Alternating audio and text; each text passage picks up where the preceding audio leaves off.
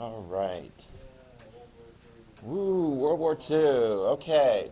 What you now have in front of you is the next packet for World War I. World War I. Yes. Oh, and Danton, yes, you have to take your music out. I know. You just got to hear the dulcet tone of my voice now. Lovely. Yes, the at-home people can like listen to my voice and listen to music if they want and so forth. I mean, that's just like totally unfair. Yeah.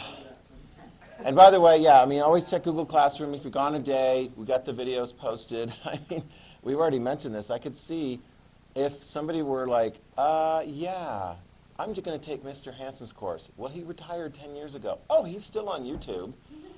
Yeah, there we go. So, yeah, I mean, if we go hybrid, yeah, if we go hybrid, I mean, they're condensed, so, you know, you have to like get the video supplement to watch your, you know, whatever videos, documentary videos that we do there.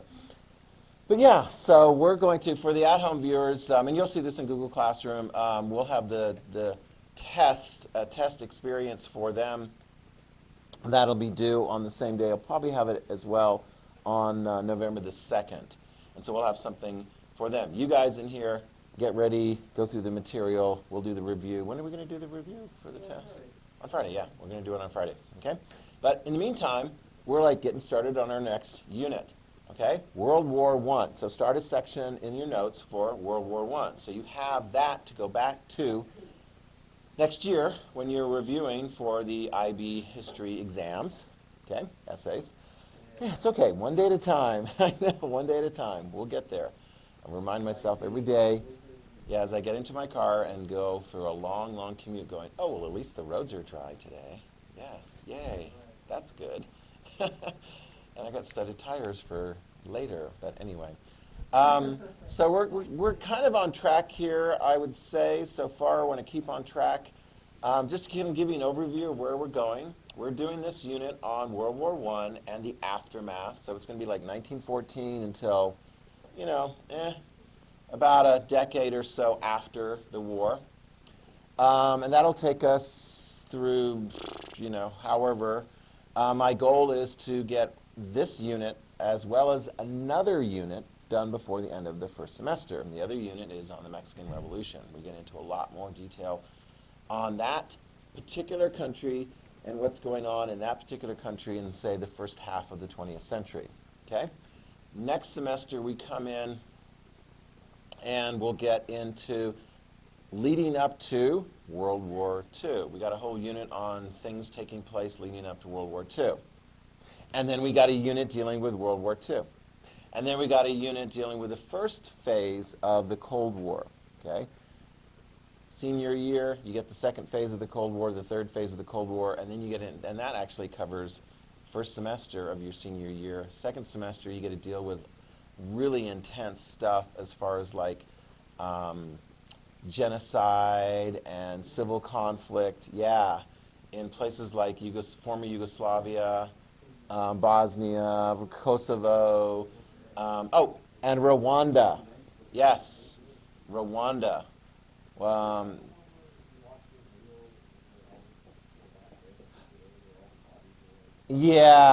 Actually, no, actually, you don't want to see that again. I don't know how I'm going to do that. Because some of these ones, like for the 10th graders, the Animal Farm video that I show you guys is on YouTube, which is really good. I don't know that Hotel Rwanda is. In fact, I was thinking of that when you were talking about bumps in the road. Yeah, Dan was in here while the seniors were watching the bumps in the road because they were driving without the lights and the bumps in the road. Yeah, that's right, you were in here too. And it was genocide victims. And they were all dumped in the road. It was awful. But anyway, you get to look forward to that in second semester of your senior year, a whole genocide thing, because that ties very closely with paper one. Speaking of, take a look at the paper there. You'll hear me, and eventually it'll sink in, you'll go, oh, history, paper one, paper two, paper three. And what's the fourth part of the IB history grade? The internal assessment, which you guys are getting a real good head start on that right now as we speak, okay?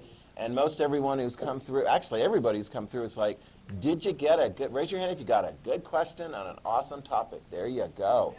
And I forgot to mention to you, because I was thinking, oh my gosh, because I did yours first after the break, take you through the process. It's real simple. In the very first section, it's identification and evaluation of sources. First paragraph, you put the question, and you talk about some of the sources you're doing.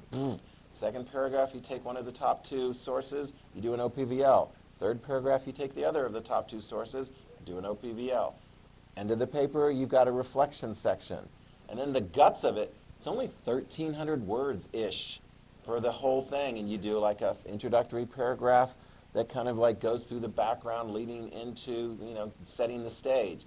And then you do a couple, 2 or 3 or 4 paragraphs, whatever, that does one side of the argument and then the other side of the argument. What's the last paragraph in your investigation?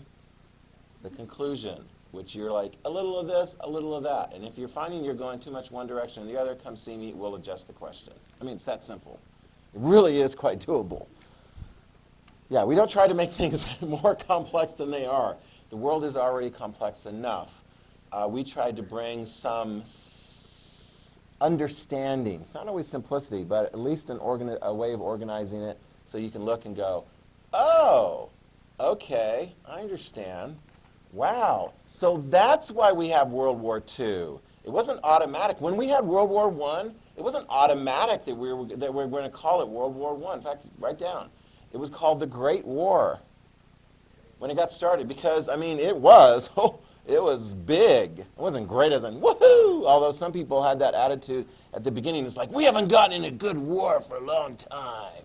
We're going to whoop those enemies. My grandfather, great-grandfather had an opportunity to prove his valor and so forth in fighting in the Napoleonic Wars in the early 1800s or something like. So yeah, you did have a lot of enthusiasm in the early stages, but they soon discovered enthusiasm and modern military machinery is not much fun.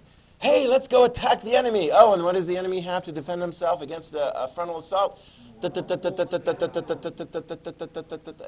you're the first guy leading the charge, like the lieutenant of the company, you're dead. Yeah, so I mean, eventually, you can write this down, eventually toward the end of the war, optimistic people were calling it the war to end all wars. Ooh, I like that one. I wonder if that's going to stick. It's like, this war's been so bad, we can't go through another one. It's kind of like people in COVID. Oh my gosh, this month has been so bad, the quarantine and so forth. Next month, got to be better. Please, It's like when we went the whole quarantine back in, March? People are like, oh, we'll be done with it by summertime, by the end of summertime, by Christmas. You always hear that in war. It'll be over by Christmas. Nope. Yeah, the war started in 1914 and it ended in 1918. And actually, for some people, it ended in 1919 when the treaty was signed, because part of what brought war, as you'll see today, is like, just conditions for civilians who aren't at the front, like starvation for lack of food. You had casualties in this war because of lack of the resources like food. And that starvation for some of those folks is not going to end until the treaty is signed many months after the fighting actually is over.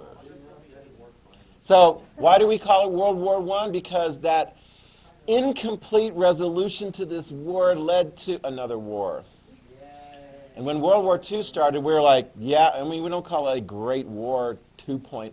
I mean, that's more of modern lingo, Yeah. No, and actually, I mean, people, when we got into World War II and it ended, we're like, people in the United States are like, yay, we got rid of a really bad guy, Hitler.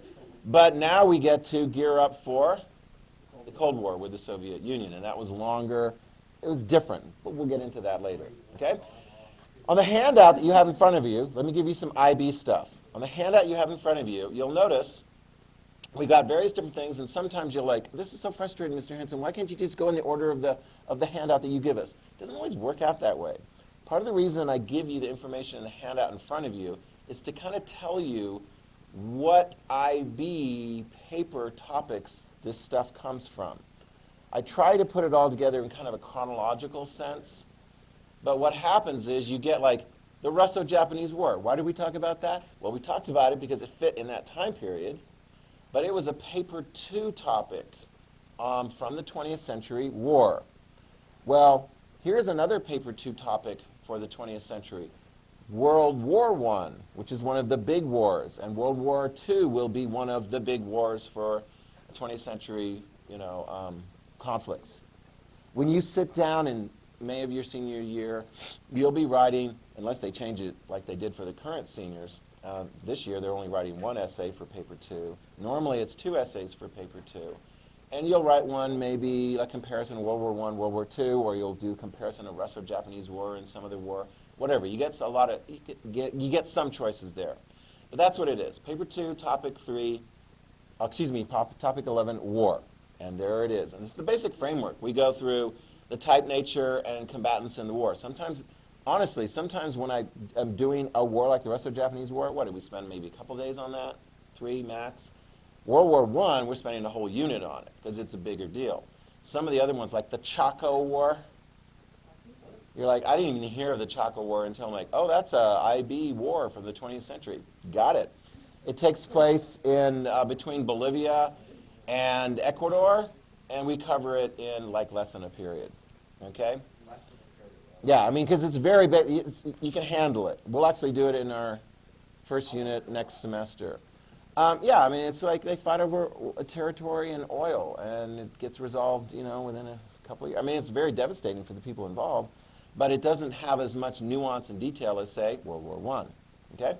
So we basically do that. We get then to the origins and causes of the war. You can see it's laid out there, the nature of the war, and then the all-important effects and results of the war. So that's going to take up a fair amount of time and analysis for World War I, because it's a big one. Okay?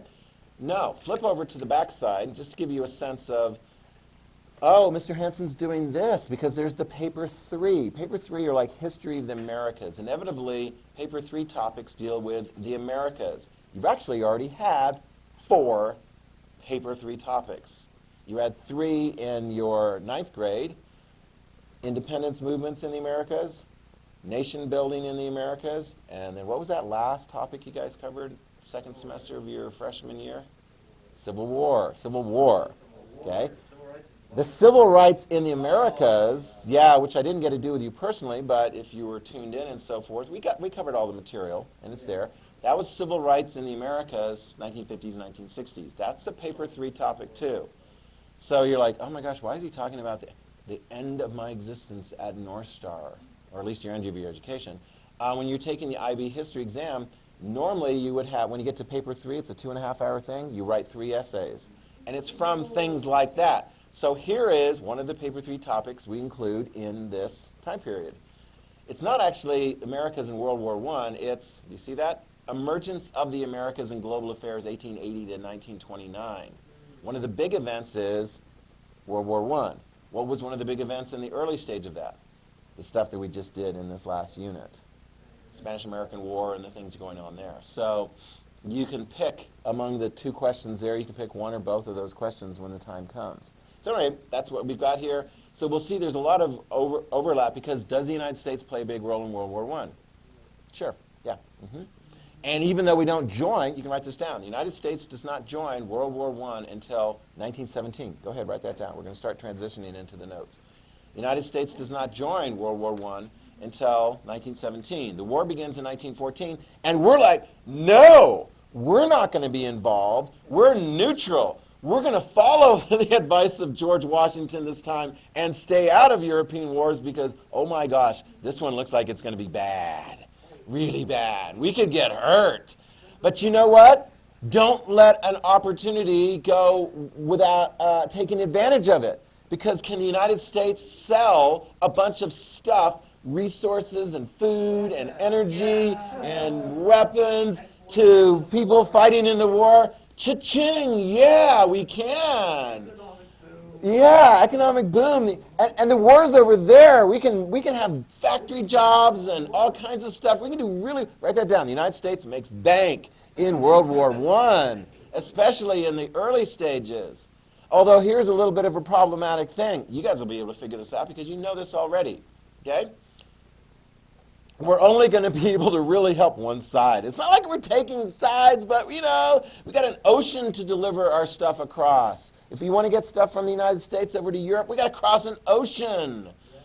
And there's one of the sides, one of the countries, and one of the sides is like, I'm sorry, you can't take your ships to the other side, to the enemy. Who's got the greatest, most powerful navy in the world at that particular time? Write it down, the British. And in fact, you can't quite see it, but let me point out right here.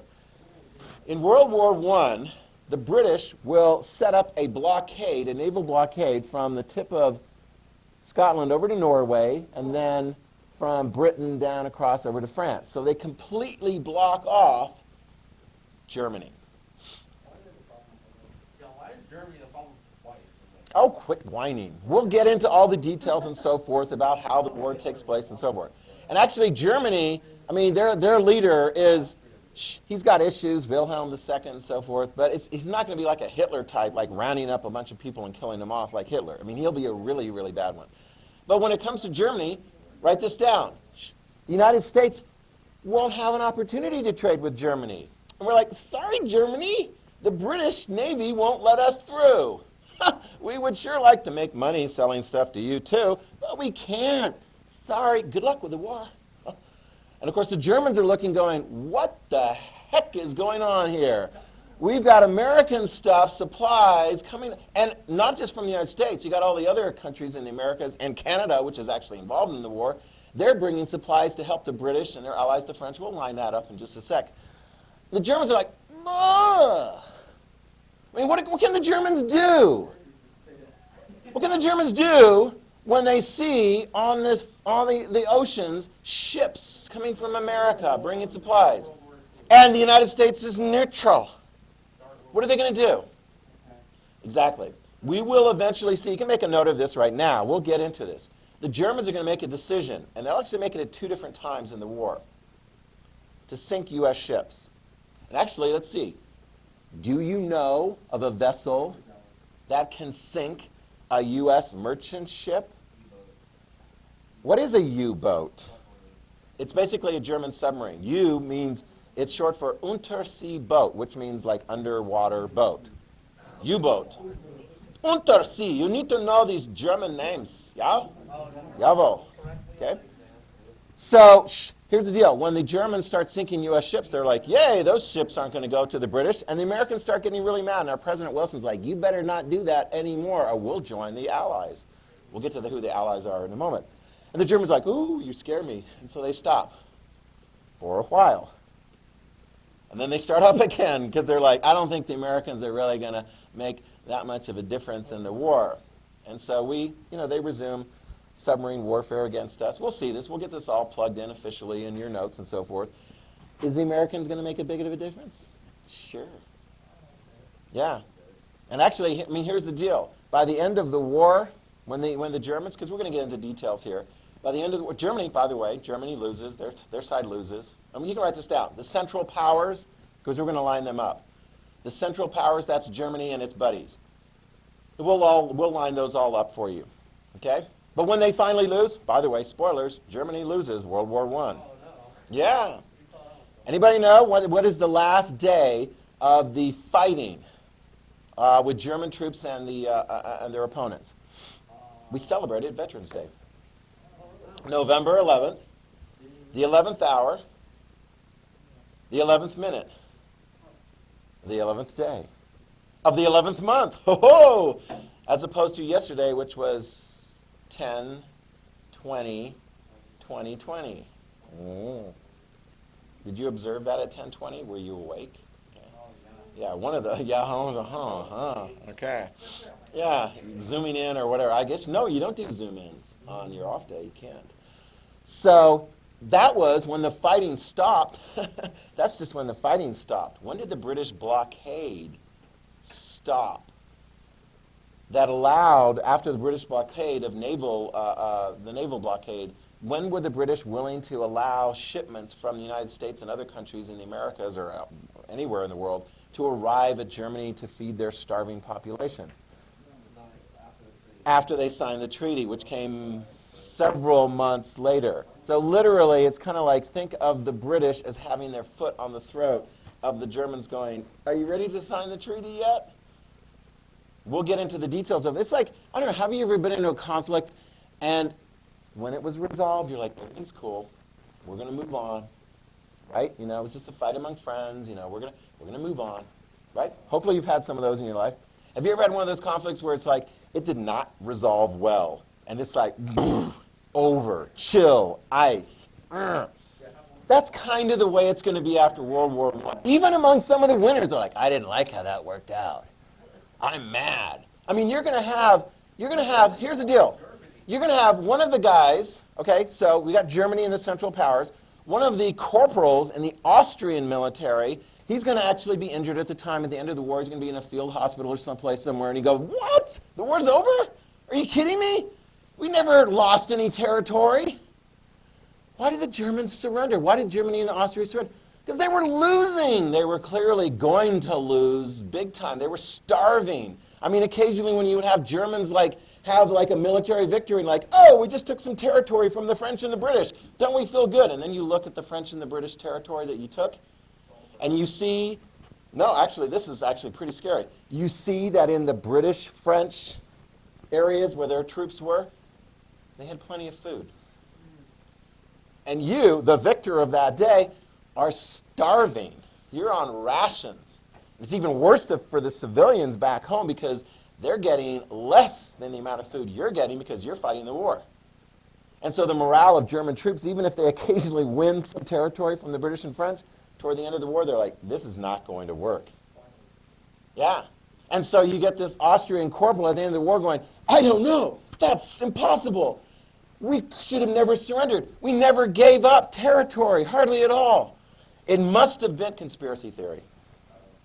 One of the worst conspiracy theories ever. You're going to learn about it. One of the worst conspiracies ever. And it's not just this Austrian corporal. There's going to be others that will buy into it. You know why we lost? It was sabotage from within our country. There's enemies from within. They're stabbing us in the back. We need to get those enemies. Who are they? The Jews. And who's the corporal? Yeah, it's Hitler. Oh, yeah. Oh, yeah. Oh, yeah. And he gets enough people to buy into that, so when he ultimately gets power to Germany and then takes over Austria, and he's like, it's going to be revenge time. World War I is not over. We're going to undo it. We're going to get a better result. Oh, and by the way, all the Jews that managed to be in the territories that we occupy or take over, they're dead. Payback. This is going to be an ugly situation. Sorry, but write this down. You never know what you get when you go into a big war. Big things in history tend to shake things up. That's what happens. You think, oh, well, I know what's going to happen if I go into this. No. It's kind of it's almost like a mathematical variable thing. When you change a bunch of variables, it really has an impact, and it's really hard to predict. It's kind of like, what happens when, COVID, a pandemic hits a population? I mean, the last time we had a pandemic was, 100 years ago with the Spanish flu? Did that have an impact on things? I mean, it was fascinating. Actually, if you look at it, you can write this down. The pandemic, I think, killed more people than World War I, which is pretty messed up. Yeah, you had a bunch of people dying in military base camps, not because they had been sent over to fight the enemy, but because they were in close proximity with other people who had the Spanish flu. They caught it, boom. It was like, anyway. Yeah. So we got all kinds of interesting stories to tell you. Let's line up the people first, okay? You see the type, nature, and combatants in the war. Oh, first of all, we got to talk about the type of the war. The choices we have for the types of wars: civil, guerrilla, and we're not thinking, no, we're not talking about that guerrilla. We're talking about hiding out in trees, not wearing uniforms, walking around like, I'm just a civilian. Pow! Guerrilla. Limited, no. Write it down. This is total war. This is total war. And you're like, what's the difference between limited war and total war? This was really easy to prove yesterday. Oh my gosh. I asked the question and I said, are we at war in Afghanistan? Anybody know? Raise your hand if you're like, we're at war in Afghanistan. What do you mean technically? You're either at war or you're not at war.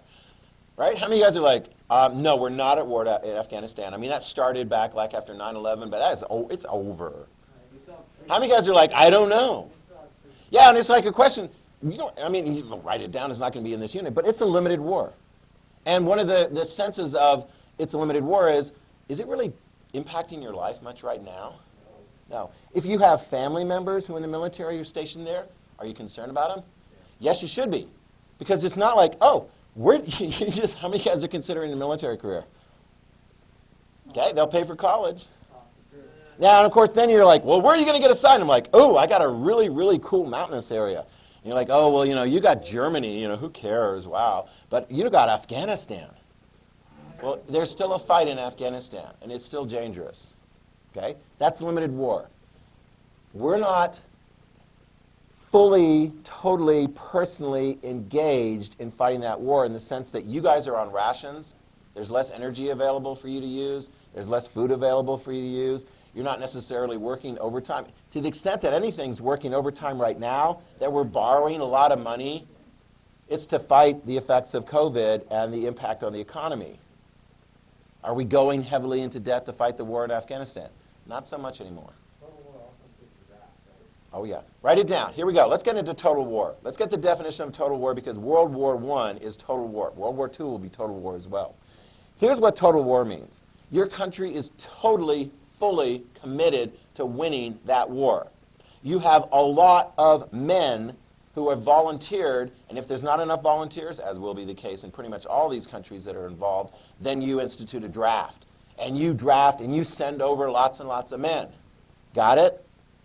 And whatever men can't be involved fighting, they're going to be serving in other capacities. Oh, and by the way, the women, write it down. The women are going to be involved big time. Now, are they going to be fighting? No, we're not to that point yet in our country's history. You'll see it pop up occasionally in some of the other countries where women are fighting. Maybe sometimes having to do like a Mulan thing where they go in disguise and whatever. But they're going to be serving in large capacities in the military in the sense of like nursing, because you're going to need a lot of nurses. And you're like, well, otherwise do they just stay at home, look after the kids? No. They're going to be involved in factory work because, write this down, this is industrial war.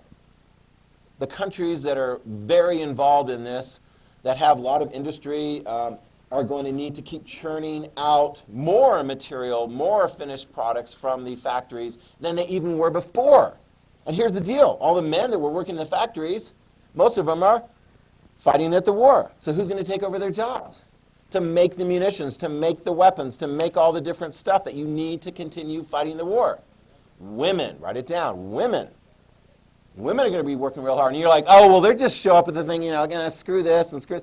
No, they've got this really cute name for like the British women who work in the factories. They call them canary girls. And that's not because they like to sing and whistle like little birdies, little songbirds. No, it's because they go into workplaces that are like full of all kinds of toxic chemicals. And, they're not really working on the environmental aspect and so forth. They got a war to do. They're in there, they're sucking, they're breathing all the fumes, and it's affecting them. Their faces basically turn yellow. Yeah, and many people will have permanent health defects as a result of working in these factories. Oh, and sometimes things blow up, It's not safe work. Okay? So women in the countries are doing these things as well. Resources, write it down. In total war, resources are prioritized. There's a thing called going on ration. Fuel. Fuel is not going to be available for anything except for the mechanized thing. You really see this in World War II. Like my mom, when she was growing up in Britain during the war, people were riding bicycles all over the place. Why? Because there wasn't enough fuel available on sale for people to go like little lovely strolls in their car. Whatever fuel they had was going to the military. Do you understand that? Metals go to the military. They would do scrap metal drives all over the place in order to get enough metals to put into the military. Oh, here's another tough one. You ready? Write it down. Food. I already mentioned this one, especially when it comes to the Germans. Food. Oh my gosh. Is there going to be a shortage of food in some of these countries during the war? Mm-hmm. So what's the priority? Feed the soldiers. So you're going to have actually places in Germany where villages and some of the towns and even some of the cities where civilians are going to be on ration for food, and some of them are just going to slowly starve to death, which is one of the big reasons why Germany ultimately quits the war. Why aren't they able to get enough food coming in on boats from other parts of the world? Oh, the British blockade. Oh, that. Yeah, I totally forgot that part. Darn it. Total war. It is a bummer. All right, now let's get into lining up who the combatants are. All right, on the one side you have the Central Powers. On the other side you have the Allies. It's really easy because when we get to World War II, we're going to have most of the countries that are part of the Allies. In World War I, we're going to still call them the Allies. In World War II, we'll call them the Axis. All right, so here we go, the Central Powers. 3 in particular. You ready? Number 1, and the most important of the Central Powers, Germany. Let me just say this about Germany. It's big. There's a lot of people, and they're industrialized. They will be the most important of the Central Powers as far as being able to fight the war and produce weapons and so forth in order to fight the war. And they will fight. Take a look at the map. They will fight on the Eastern Front, and they will fight on the Western Front. They're like fighting. It's going to be really hard for the Germans. Will they ultimately be able to prevail? No. Will they prevail against either side? Yes, they actually beat the Russians. We covered that last year. They beat the Russians. Hold off on the Russians for a moment. All right. Another one of the Central Powers, Austria-Hungary. Write that down. Austria-Hungary. A lot of people, but not as developed. Not as developed. You don't get as much industry in that particular country. Oh, and by the way, write this down as well. They're not as cohesive. If you look at that part of the world today, you will see it's divided up into lots of separate countries. Austria, Hungary, Czechia, the Czech Republic, Slovakia, Slovenia, Bosnia, Croatia. It's a hodgepodge of various different national ethnic groups under one monarch. Yeah, okay? Next one. The Ottoman Empire, write that down. The Turks. Okay? They're also not as advanced technologically, industrially. Okay? So they're not going to be able to offer as much in the fight. Oh, and then you get Bulgaria in there. And Italy, but write this down. Italy, only at the beginning are they part of the Central Powers. They flip. Partway through the war, they're like, no, we're going to try and be on the winning side, because if you're on the winning side, you can get stuff. So they actually did take some territory from Austria ultimately in the war. Okay? And there will be a bunch of countries that will be neutral. And we'll get into the neutral countries. We'll get into details. Write this down real quick. The main allies, Britain, France, Russia, and later the United States. I will develop more on the allies, but we have run out of time. So more on the allies, more on the various different participants in the war. Next time, more notes. Next time, also review for the test on that unit. What's that? Yeah, not at that time. Most of these countries right up here were colonies of the British and the French and the Germans. Yeah, I want to say maybe even less. Yeah, because there's a lot of countries that were created